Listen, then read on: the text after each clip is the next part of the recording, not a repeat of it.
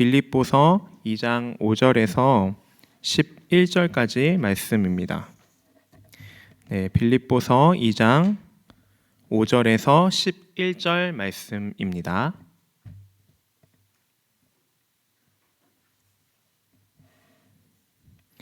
네, 다 찾으셨죠? 그리고 혹시 성경책이나 앱을 두고 오신 분들은 여기 뒤에 있는 스크린을 보면서 함께 우리 말씀을 듣도록 하겠습니다.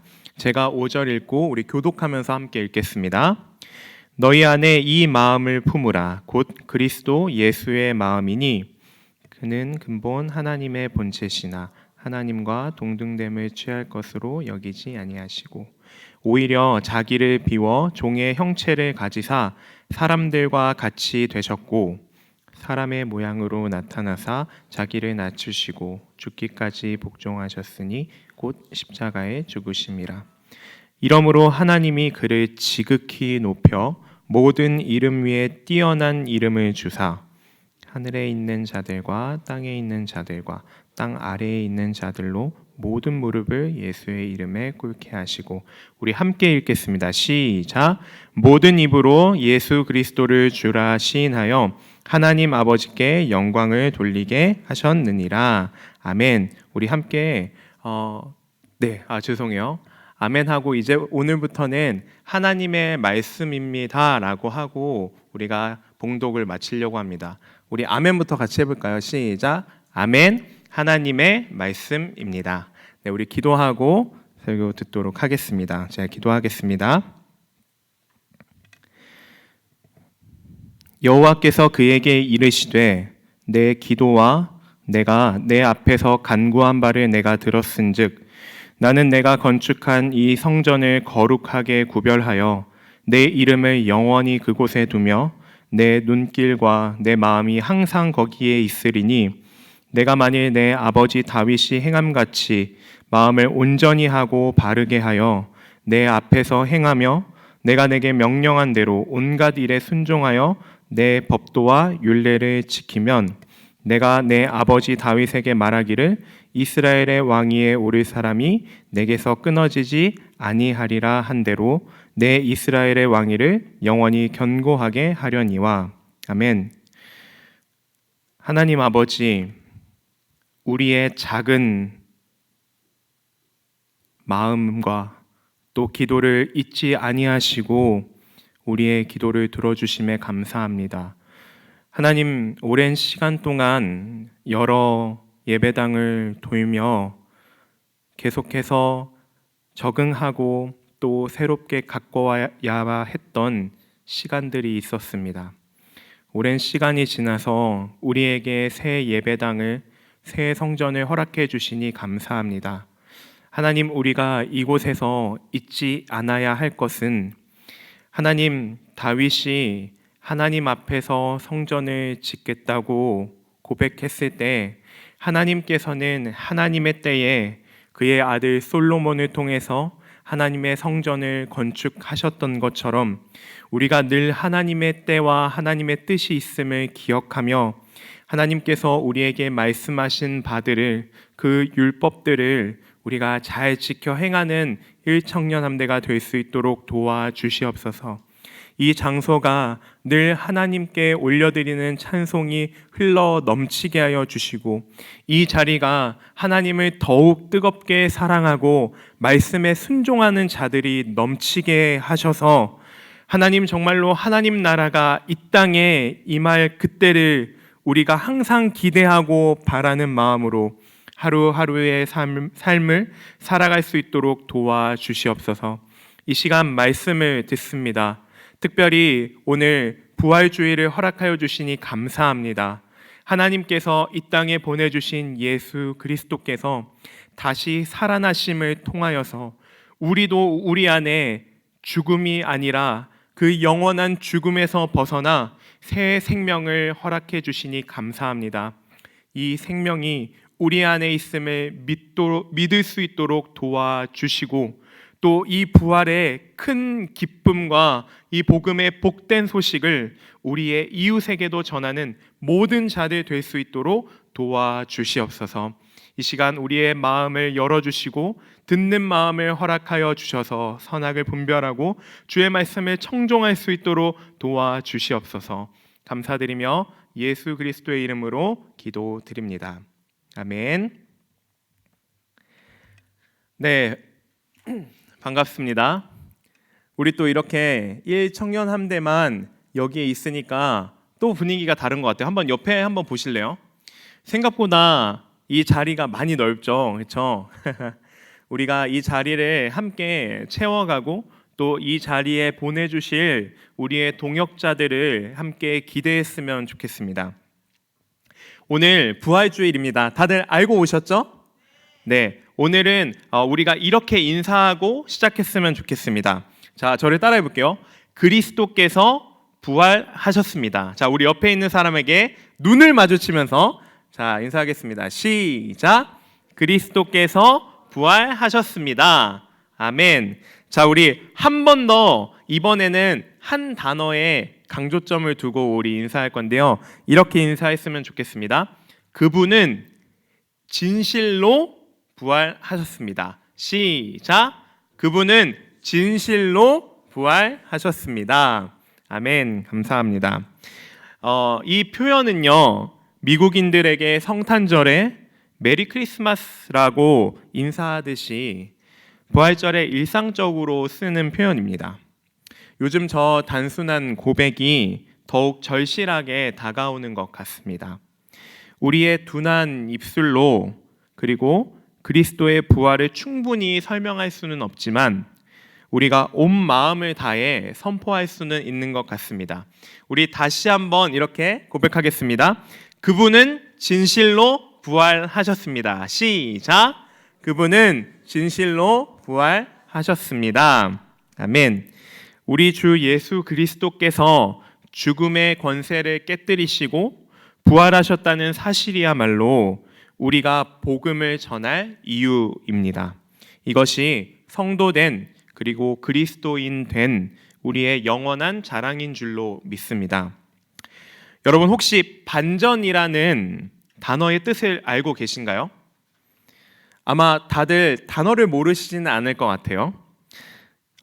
저는 한번 사전에서 찾아봤는데 이 단어의 사전적 의미를 보니까 일의 형세가 뒤바뀜이라는 뜻을 가지고 있었습니다.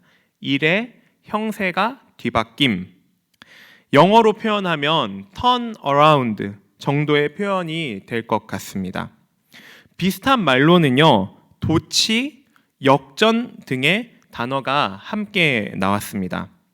도치는 차례나 위치 따위를 서로 뒤바꿈이라는 뜻이고, 역전은 형세가 뒤집힌다는 의미를 가지고 있습니다. 반전, 도치, 그리고 역전이라는 단어는 비슷하게 쓰이는 것 같습니다. 오늘 설교 제목은요, 앞쪽 부분을 말씀드리면 반전의 절정이라는 표현을 가지고 왔습니다. 반전의 절정을 한마디로 표현하면요, 반전이 최고의 경지에 달한 상태이니까 대반전이라고 표현을 할 수 있을 것 같습니다. 제가 생각했을 때 가장 극적인 반전이 어떤 것들이 있을까 하고 생각했을 때 혹시 야구를 좋아하시는 분들 있나요? 야구? 항상 이런 말을 우리가 자주 썼던 것 같아요. 들었던지. 9회 말에 2대1로 지고 있는 상황에서 심지어 이제 타자는 한 명밖에 없고 그리고 이제 9회 말 2아웃에 2스트라이크에 3볼이라는 그 극계에 달한 상황에서 역전을 이루기 위해서는 우리가 홈런을 치지 않는 이상 사실 역전을 하기가 힘들거든요. 근데 그 하나만의 투구가 남은 상황에서 사실 홈런을 친다는 확률은 굉장히 적습니다. 근데 그때 대반전을 이뤄내려면 홈런을 꼭 쳐야 되거든요. 우리가 그렇게 긴장 가운데 우리가 어떤 기대하는 바보다도 훨씬 더 큰 일을 이뤄낼 때 우리는 대반전이라는 단어를 쓰곤 합니다. 이러한 반전은요, 우리가 살아가는 일상뿐만 아니라 성경을 통해서도 확인을 할 수 있습니다. 하나님은요, 아무도 원하지 않는 사람들을 통해 일하십니다. 우리와는 다르게요. 그분은 외면당하는 약자를 선택하셨을 뿐만 아니라 번번이 실패하고 연약한 그리고 고난 가운데 있는 사람들을 통해서 하나님의 나라를 이뤄 가십니다. 그렇다면 하나님은요, 약체들을 응원하는 낭만주의자일까요? 낭만주의자라는 뜻은 감성적인 세계인식을 갖고 있는, 감성적으로 세상을 바라보는 사람들을 말하는데, 하나님도 좀 감성적으로 세상을 바라보시다 보니까 약한 사람들에게 마음이 쓰이셨던 것일까요? 아닙니다. 하나님은 낭만주의자는 아니시고 늘 우리를 사랑하시는 사랑의 하나님이십니다. 뿐만 아니라 예수님께서 성경을 통해 보여주신 것은 또 하나의 뜻밖의 다른 정도의 어떤 작은 또 다른 반전이 아니라, 예수님께서 이 땅에 오신 것은 궁극적인 대반전이라고 말할 수 있습니다. 왜냐하면 하나님이신 그분께서 아무런 가치도 없고 작은 존재인 인간을 위해서 이 땅에 내려오셨기 때문입니다. 오늘 본문인 빌립보서 2장에 이 대반전을 아주 잘 설명해 주고 있습니다. 우리 빌립보서 2장 9절 말씀을 한번 같이 읽어보도록 하겠습니다. 자, 앞에 나와 있습니다. 함께 읽겠습니다. 시작. 이러므로 하나님이 그를 지극히 높여 모든 이름 위에 뛰어난 이름을 주사. 아멘. 이러므로 하나님이 그를 지극히 높여라는 말로 시작이 됩니다. 하나님이 예수님을 다시 살리신 것은요, 그분의 죽음에도 불구하고가 아니라 예수 그리스도의 죽음 때문이었습니다. 죽음을 불구하고가 아니라 죽음 때문에 예수님을 다시 살리셨다라는 것입니다. 예수님께서 수많은 사람들에게 배척당하시고 또 정죄와 온갖 고문과 그리고 또 마지막 십자가 처형을 당하셨기에 하나님께서 그분을 다시 살리시고 지극히 높이셨다라는 것입니다. 부활은 십자가라는 어떤 정죄의 결과이자 반전입니다. 십자가가 없었다면, 예수님께서 십자가에 달려 돌아가시지 않았다면 부활은 없다고 이야기할 수 있습니다. 지난 금요일, 지난 한 주간이 고난 주간이었죠. 예수님께서 고난당하시고 또 금요일에는 우리가 잘 사용하진 않지만 성금요일이라는 단어를 쓰면서 예수님께서 돌아가신 날을 기억하곤 합니다. 성금요일의 그 어둠 속에서 부활절이라는 그 부활의 먼 동이 텄습니다. 하나님께서는 그렇게 반전으로 일하십니다. 이것이 신약 성경, 제가 발음이 잘 안 돼요. 신약 성경에 나타난 역사에 반복적으로 나타나는 역사의 대반전입니다. 성경 그러면 곳곳에 이러한 반전들이 나와 있는데요. 오늘은 마가복음에 나타난 부분을 좀 함께 살펴봤으면 좋겠습니다. 대반전에 나타나는 내용 중에 마가복음에 아주 좋은 예들이 있습니다. 전능하신 하늘의 주인께서, 아니 온 우주의 주인께서요, 예수 그리스도로 인간의 몸을 입어서 이 땅에 오셨습니다. 아마 마가복음 전반부를 이렇게 읽어보신 분들은 예수님이 머자나 세력을 떨쳐 모든 로마의 압제로부터 그들을 멸하시리라는 어떤 기대감을 갖게 됩니다. 이런 겁니다. 자꾸 그분이 초자연적인 능력으로 아픈 사람을 치유하시고 또 폭풍을 잔잔하게 하시고 무리를 먹이시기 때문에 그런 마음이 드는 것입니다. 현실은 로마의 압제로부터 유대인들이 압박당하고 또 박해당하는 그런 상황인데요. 구원자로 오신 예수님은 초자연적인 일들을 벌이시고 기적을 일으키시는데, 그러한 모습을 보면서 핍박 중에 있는 유대인들이 무언가 저분을 통해서 나의 삶이 역전되겠구나. 근데 그것이 무언가 로마의 통치로부터 완전히 벗어날 것이라는 작은 믿음이 생겼다는 것입니다. 심지어 그분은 귀신도 그 앞에서 단 한마디로 귀신을 물리치십니다. 이러한 말씀들을 보면요, 우리가 마치 우리를 압제하는 모든 악한 것들이 이 예수 그리스도로 인하여서 금방이라도 제거될 것만 같습니다. 그런데 마가복음 후반부에서는요, 이러한 내용들이 완전히 뒤집어집니다. 이 메시아로 오신 예수님은요, 적들에게 박해받으시고 또 친구들과 제자들은 물론 십자가에서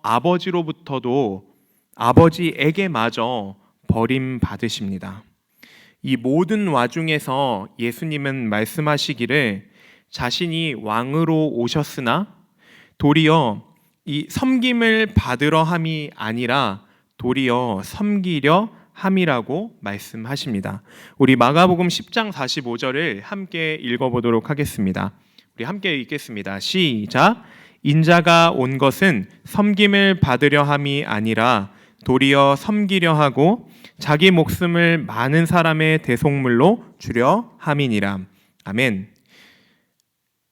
한 신약학자는요, 악에 맞서는 예수님의 싸움은 아무도 예상하지 못한 신기한 방식으로 벌어져서 십자가에서 그 절정을 이루었다고 말합니다. 그는요, 이 마가복음에 나타난 예수님의 사역이 세 가지 면에서 아주 이상하다고 그리고 놀랍다고 이야기합니다. 첫째로 마가복음에 나타난 이 예수님은요, 하나님이 이 세상에 침투하시자 이 세상에 도치가 일어납니다. 어떤 이치에 맞는 그런 차례들이요, 마땅히 기대되어지는 그 차례들이 뒤바뀐다라는 것입니다. 그분이 마치 이런 겁니다. 인사들이랑 아웃사이더들의 위치를 뒤바꾸는 것입니다. 마가복음 3장에 보면요, 그 당시에 살고 있던 유대의 지도층들은 예수님을 배척하는데 이 일반 백성들, 그냥 평민들은요, 큰 무리를 지어서 그리고 그룹을 지어서 예수님을 만지고자 몰려옵니다. 우리 마가복음 3장 9절에서 10절 말씀 함께 보도록 하겠습니다. 예수께서 무리가 애워싸 미는 것을 피하기 위하여 작은 배를 대기하도록 제자들에게 명하셨으니 이는 많은 사람을 고치셨으므로 병으로 고생하는 자들이 예수를 만지고자 하여 몰려왔음이더라. 아멘. 이 당시에 누구보다도 성경적 지식이 해박하고 누구보다도 율법을 잘 지킨다고 하는 그러한 권세층들과 권력층들이 정작 그들이 앞장서서 예수 그리스도를 따르고 믿어야 함에도 불구하고요, 정작 뒤따라야 할 아무것도 모르는 평민들이 예수 그리스도를 쫓고 있습니다. 리처드 헤이스라는 학자는요, 신약의 윤리적 비전이라는 책에서 다음과 같이 이 상황을 설명합니다. 한번 잘 들어보세요. 권세와 특권의 자리에 있던 사람들은 예수님과 그분의 메시지를 배척한다. 심지어 그분의 제자들도 매번 예수님의 가르침을 이해하기에는 더뎠다. 반면에 다른 사람들, 즉 1세기 유대 문화의 사회 구조에서 지위가 낮거나 천대받던 부류는 복음을 즐거이 받아들인다. 그만큼 그들에게 절실히 복음이 필요했기 때문이다.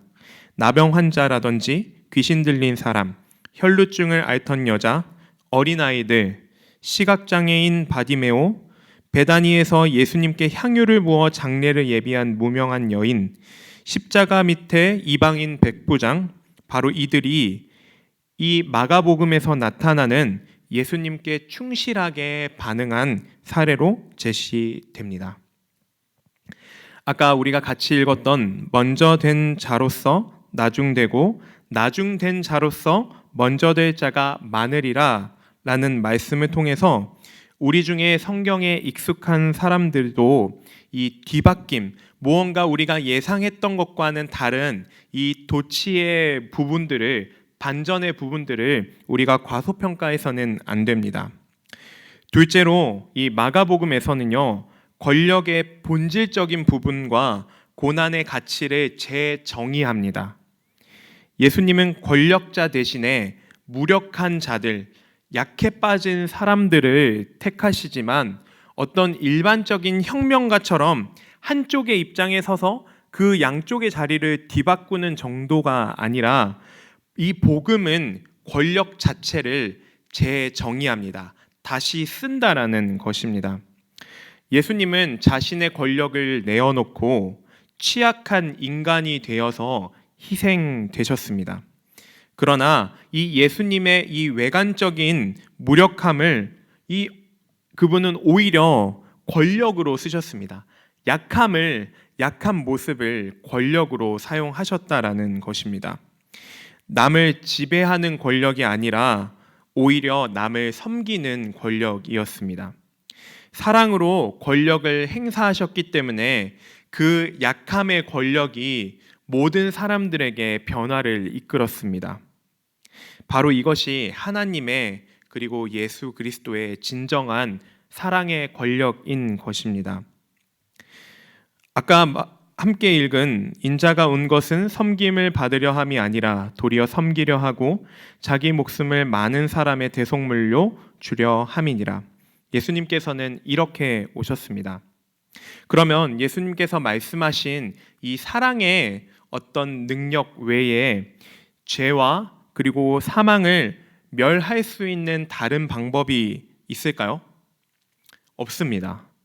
그분이 권력을 내려놓으시고 당하신 고난은 하나님의 뜻이 이루어지는 아주 신비로운 과정에 그리고 이미 의미심장한 필수적인 요소가 되었습니다.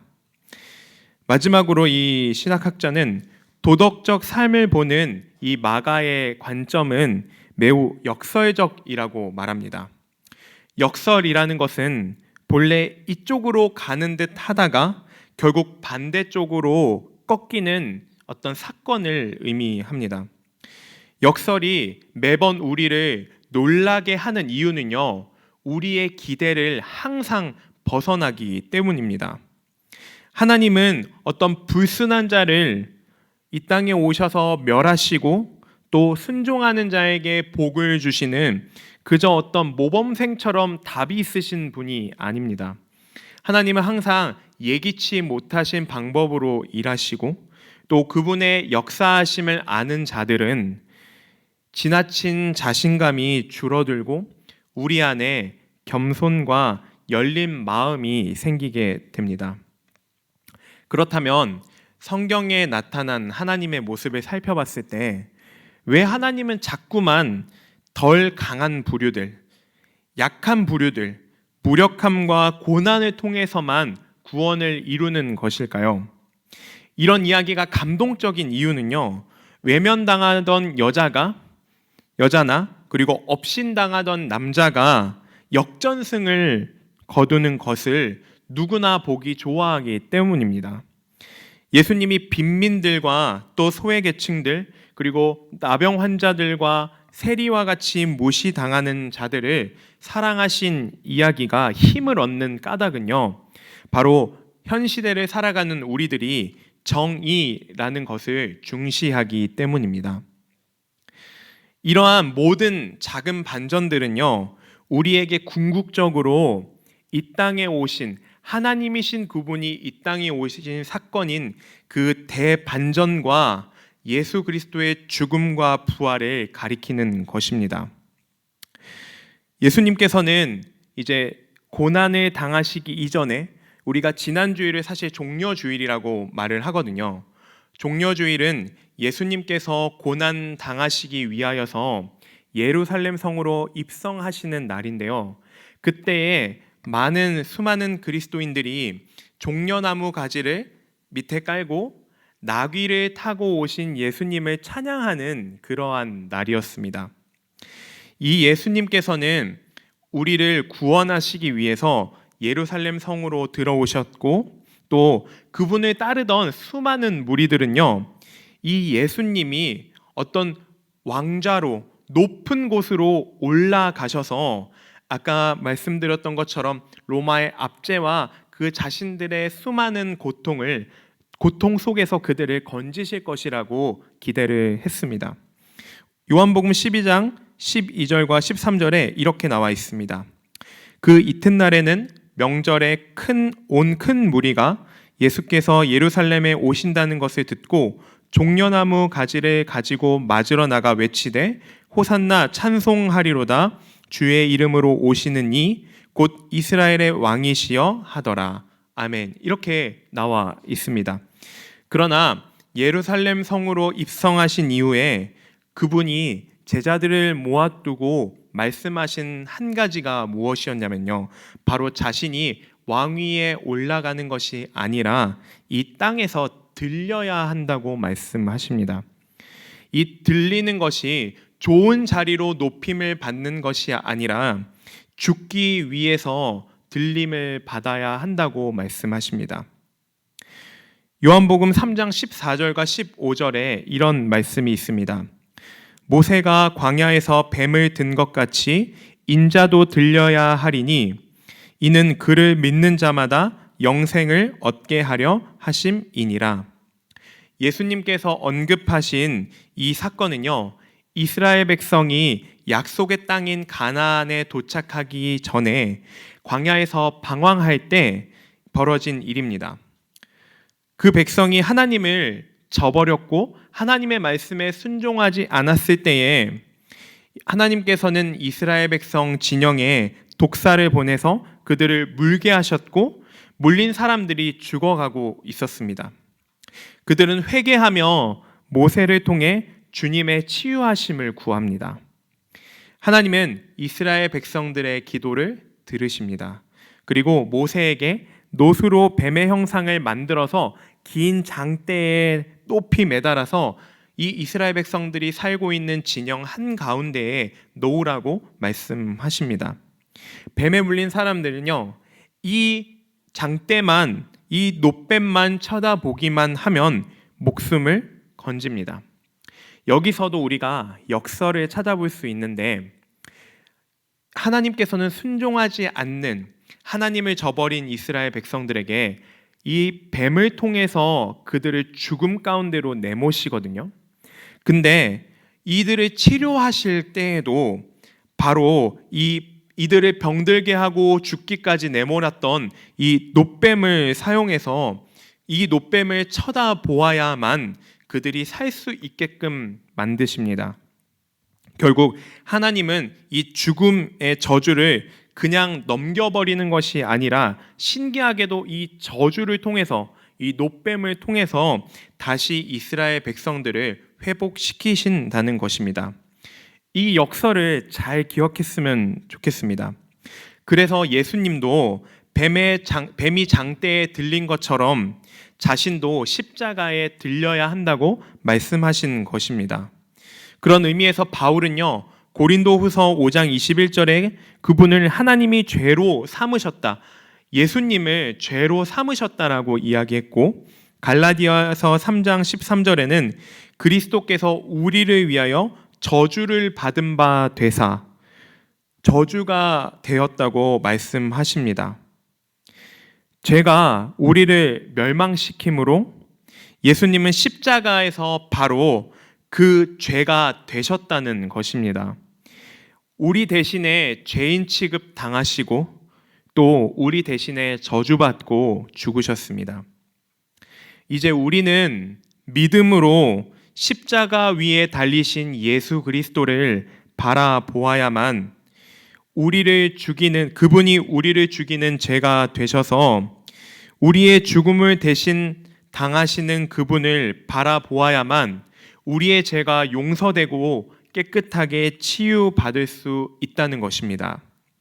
십자가에서 하나님은 죄로 인한 죽음의 저주를 바꾸어서 우리에게 생명이 되게 하셨습니다.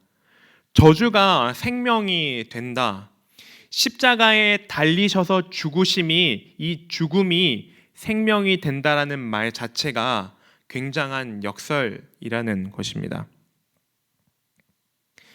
사이먼 게더콜이라는 학자는요, 많은 사람이 복음에 대해서 물어봤을 때 답하기로 복음을 오로지 십자가 한마디로 이야기하거나 혹은 예수님이 우리 죄를 위해 죽으셨다 정도로만 말한다고 합니다. 근데 이렇게만 한정하는 것이 아니라 실제로 우리는 바울이 성경에 나타난 많은 복음의 설명을 통해서 오늘 복음이 무엇인지를 잘 알아갔으면 좋겠습니다. 첫째로 복음은요, 예수님이 누구신가에 대한 기쁜 소식입니다. 예수님이 누구신가에 대한 기쁜 소식입니다. 로마서 1장 3절과 4절에 이렇게 나와 있습니다. 그의 아들에 관하여 말하면 육신으로는 다윗의 혈통에서 나셨고 성결의 영으로는 죽은 자들 가운데서 부활하사 능력으로 하나님의 아들로 선포되셨으니 곧 우리 주 예수 그리스도시니라. 아멘. 그분은 하나님의 영원한 아들이신데요, 자신을 낮추어서 인간 메시아가 되었다라는 것입니다. 둘째로 복음은요, 예수님이 무엇을 하셨는가에 대한 기쁜 소식입니다. 그분은 십자가에서 죽으시고 다시 살아나셨습니다. 고린도전서 15장 3절 4절에 이런 말씀이 있습니다. 내가 받은 것을 먼저 너희에게 전하였노니 이는 성경대로 그리스도께서 우리 죄를 위하여 죽으시고 장사 지낸 바 되셨다가 성경대로 사흘 만에 다시 살아나사. 끝으로 예수님이 무엇을 가져오시는가에 대한 기쁜 소식이 바로 복음입니다. 죽은 자 가운데서 부활하신 예수님은요, 원래 우리가 하나님께서 태초에 창조한 그 목적대로, 태초에 창조한 목적에서 우리 가운데 죄가 들어와서 우리가 하나님과 결별하고 멀어진 그 상태에서 결국 끝은 죽음밖에 없었던 우리를 원래 창조하신 목적대로 다시 회복시키시는 일을 하셨습니다. 이와 같이요, 복음은요, 이 복음의 중심은 다음과 같이 세 가지로 설명을 할 수 있습니다. 그런데 방금 설명드렸던 세 가지를 정리하면, 첫째로 예수님이 누구신가, 두 번째 예수님이 무엇을 하셨는가, 마지막으로 예수님이 우리에게 무엇을 가져오셨는가 라고 정의할 수 있는데, 이것을 하나로 정리하면 예수님께서 인간의 몸으로 이 땅에 오시고 그리고 십자가의 죽음과 그분의 부활이 우리에게 기쁜 소식인 까닭은요, 그분이 우리와 자리를 바꾸심으로써 우리에게 놀라운 사랑을 보여주셨기 때문입니다.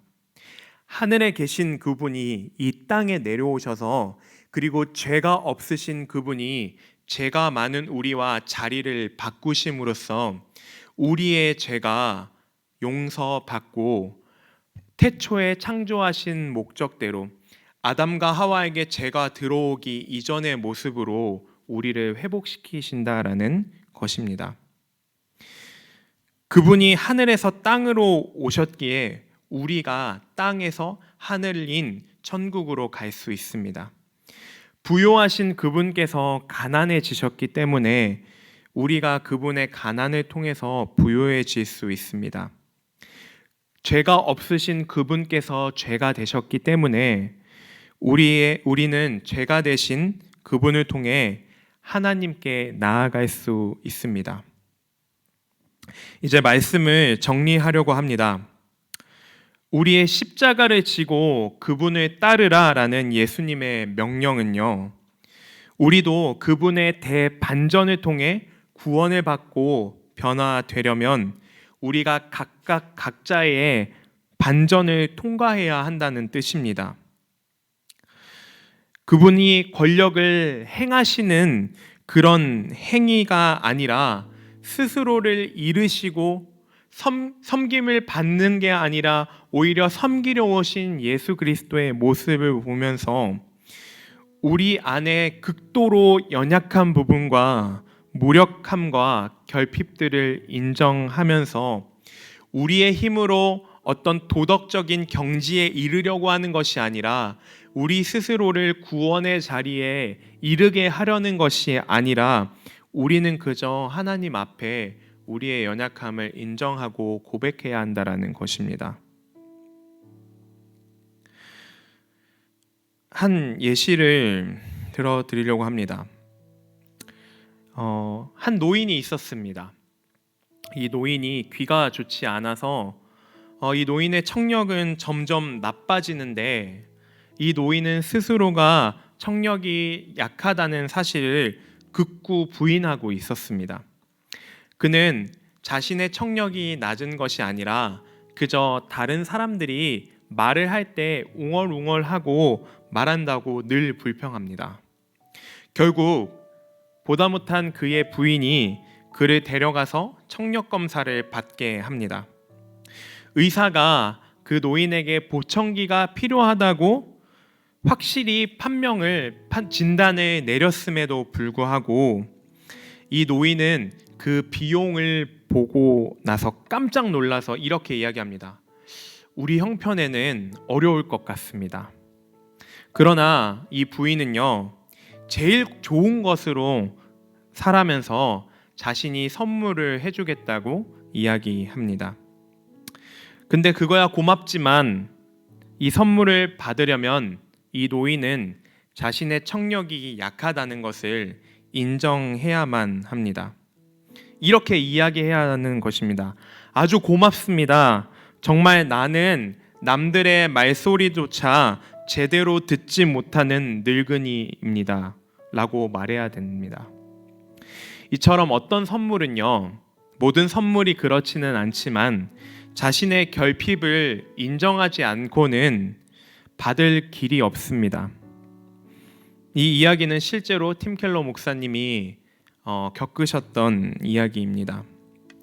복음이라는 최고의 선물 앞에서도 이와 같이 철저하게 자신의 결핍을 인정하지 않으면 그 복음을 선물로 받을 수가 없습니다. 여러분들이 갖고 계신 여러분의 삶의 그 통제권들을, 그 컨트롤들을 기꺼이 내려놓는 이 겸손의 마음은요, 하나님의 도움이 없이는 불가능합니다. 남을 구원하고자 자신의 아름다움을 버리는 사람보다 더 아름다운 사람은 없는데요, 바로 예수 그리스도께서 우리에게 최고의 선물을 주시기 위해서 기꺼이 자신의 아름다움을 버리셨습니다. 이사야 53장 5절에 이런 말씀이 있습니다. 잘 아는 말씀입니다. 그가 찔림은 우리의 허물 때문이요 그가 상함은 우리의 죄악 때문이라. 그가 징계를 받음으로 우리는 평화를 누리고 그가 채찍에 맞음으로 우리는 나음을 받았도다.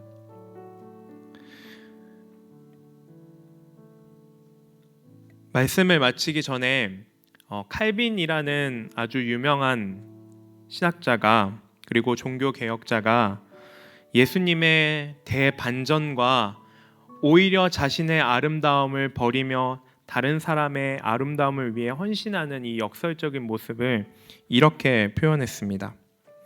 그분은 자신이 팔리심으로써 우리를 도로 사셨고 체포되어 우리를 해방시키셨고 정죄 당하여 우리를 사면하셨고 저주받아 우리를 복되게 하셨고 속죄 제물이 되어 우리를 의롭게 하셨고 상하여 우리를 성하게 하셨고 죽어서 우리를 살리셨다.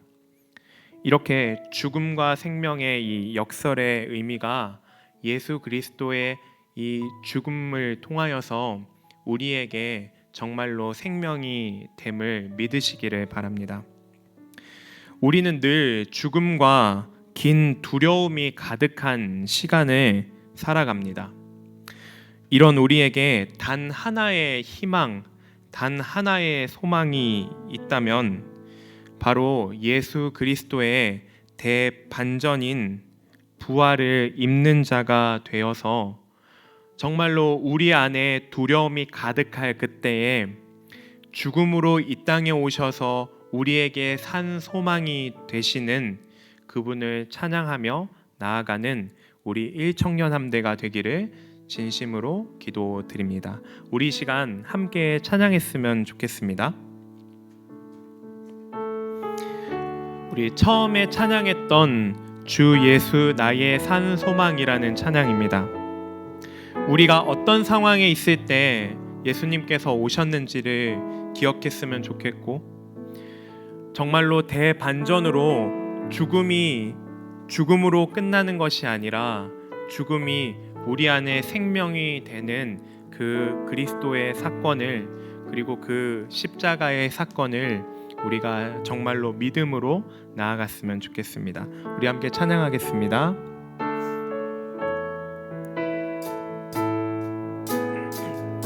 깊은 절망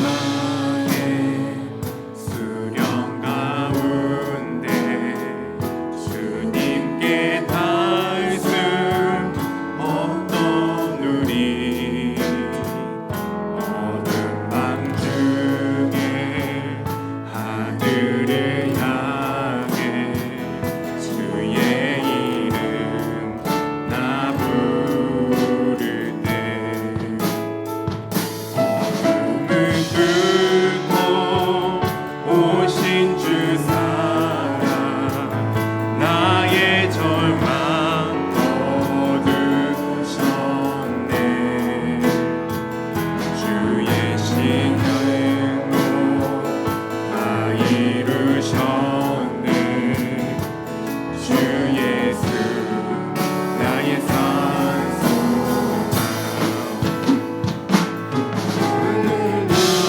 할렐루야 주를 찬양하여라. 할렐루야 자유케 하셨도다. 주의 저주 끊으신 주께 구원이 있도다.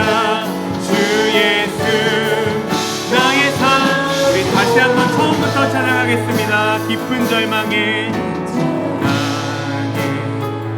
수령 가운데 주님께 닿을 수 없던 우리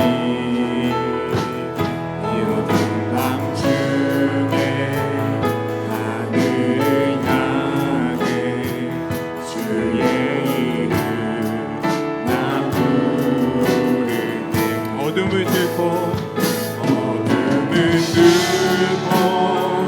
오신 주 사랑 나의 절망 거두셨네. 이님의 공로 다 이루셨네. 주 예수 나의 산소. 할렐루야 할렐루야 주를 찬양하여라. 할렐루야 자유케 하셨도다. 죄의 저주 끊으신 주께 구원이 있도다. 주 예수 나의. 다시 한번 찬양하겠습니다. 할렐루야 할렐루야 주를 찬양하여라. 할렐루야 자유케 하셨도다. 죄의 저주 끊으신 주께 구원이 있도다. 주 예수 나의 산 소망.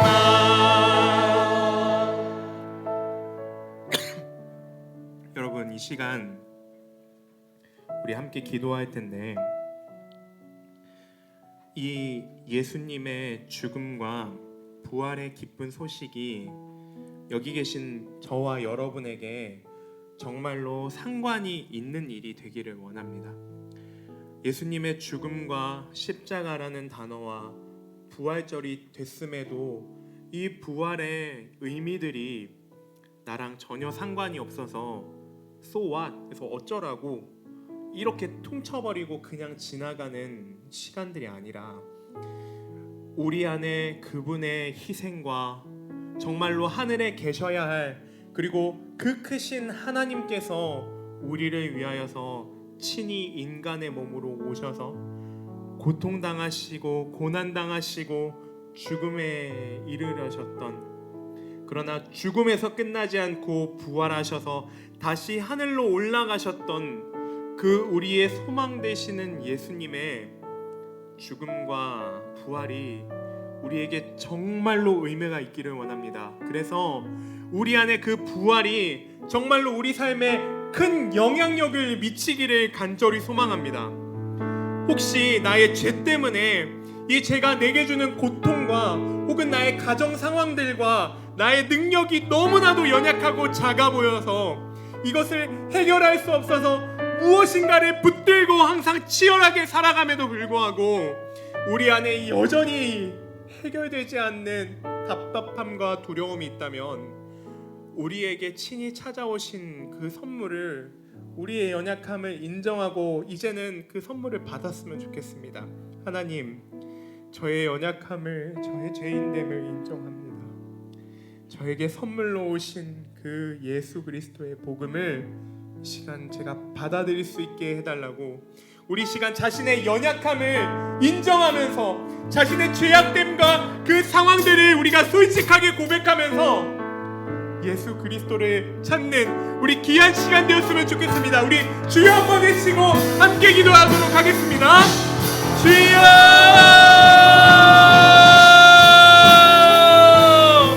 사랑의 하나님, 우리가 죄를, 우리의 연약함을 하나님 앞에 내려놓는다고 고백했음에도 불구하고 여전히 우리는 우리의 연약함들을 끝까지 잡고 있습니다.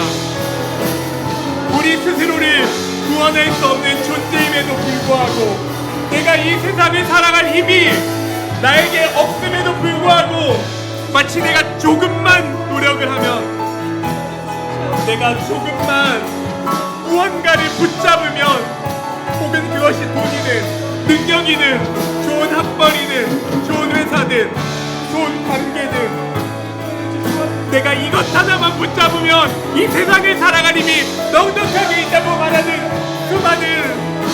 수많은 우리의 영혼들에게 구합니다. 주님, 도와주십시오. 이 죄가 가지고 있는 죄들을 스스로가 어떻게 알 수 없습니다. 내 스스로가 이 죄로부터 나갈 수가 없사오니 주님, 이 땅에 오신 주님, 나와 함께하여 주시옵소서. 우리 이 시간 한 번 더 기도했으면 좋겠습니다. 요한복음 13장에 이런 말씀이 나옵니다. 예수님께서 십자가에 달려 죽으시기 전에 제자들을 모아놓고 최후의 만찬에서 하신 말씀입니다. 유월절 전에 예수께서 자기가 세상을 떠나 아버지께로 돌아가실 때가 이른 줄 아시고 세상에 있는 자기 사람들을 사랑하시되 끝까지 사랑하시니라. 이분은 자신들의 제자들 가룟 유다와 베드로가 배신하고 자신을 3번이나 부인할 것을 알고 계셨음에도 불구하고 이들의 발을 친히 씻기시고 십자가에 달려 죽으실 날이 얼마 남지 않은 그 순간에서도 이 사랑하는 제자들을 그냥 사랑하는 것이 아니라 끝까지 사랑하신다고 말씀하십니다. 이것이 오늘을 살아가는 우리들에게도 동일하게 적용됨을 믿습니다. 예수 그리스도께서, 하나님 아버지께서 우리를 끝까지 사랑하시기에 우리를 죄 가운데 계속 두지 않으시겠다고 말씀하십니다. 예수 그리스도의 부활이 우리와 정말로 상관이 있는 일임을 우리에게 반복해서 말씀하고 계십니다. 우리가 홀로 걷는 길이 아니라고 말씀하고 계십니다. 우리 이 시간 하나님 앞에 그 사랑의 고백을 했으면 좋겠습니다. 우리를 끝까지 사랑하시는 주님, 제가 그 사랑을 알게 하여 주시옵소서. 더 나아가 그 사랑을 받은 자라면 나도 주님을 끝까지 사랑하겠노라고 고백하는 자 되게 해달라고 우리 주여 한번 해주고 다시 한번 기도하도록 하겠습니다. 주여, 하나님 아버지, 정말로 우리를 사랑하시지 않아도 아무런 거리낌이 없는 그분께서 우리의 존재가 사랑받을 만한 자격이 없음에도 불구하고 우리를 사랑하시기 위하여서, 우리를 사랑하시기 위하여서 친히 고통을 당하시고 죄를 짊어지고 이 세상에 오신 주님, 우리들이 그 사랑을 알게 하여 주시고, 그 사랑이 나랑 아무런 관련이 없는 것이 아니라 그 사랑이 우리를 살리는 힘이 되게 하여 주시고, 그 사랑이 우리를 지키는 힘이 되게 하여 주십시오. 주님, 우리도 그 사랑에 감격하여서, 그 은혜에 감동하여서 예수 그리스도를 사랑한다고 기꺼이 예수님께서 가신 그 고통의 고난의 길을 나도 걷겠노라고 이야기하는 우리가 되게 하여 주시옵소서.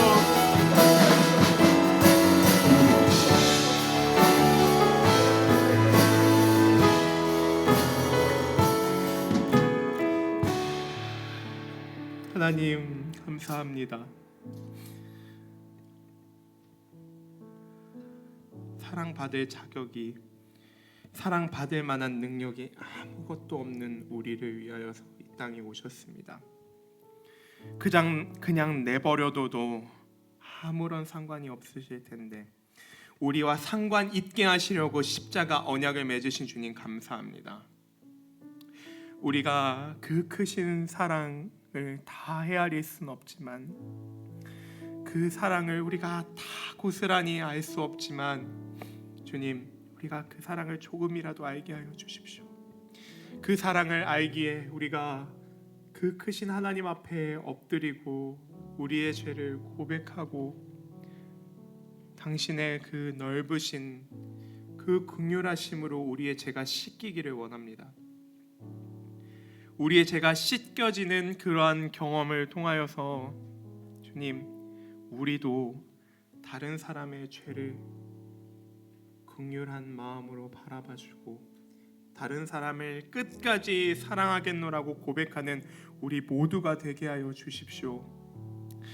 고통과 고난이 있을 때마다 불평하고 불만하는 인생들이 아니라 예수님께서 이 땅에 오셔서 고난받으신 그 삶을 기억하며 나도 예수님의 제자로서 그 길을 따라가겠노라고, 우리가 받는 고통과 고난이 있을지라도 우리가 예수 그리스도로서, 예수 그리스도를 믿는 자로서, 그리스도인으로서의 그 길을, 그 정체성을 포기하지 아니하겠노라고 결단하고 고백하는 우리 일청년함대가 되게 하여 주십시오.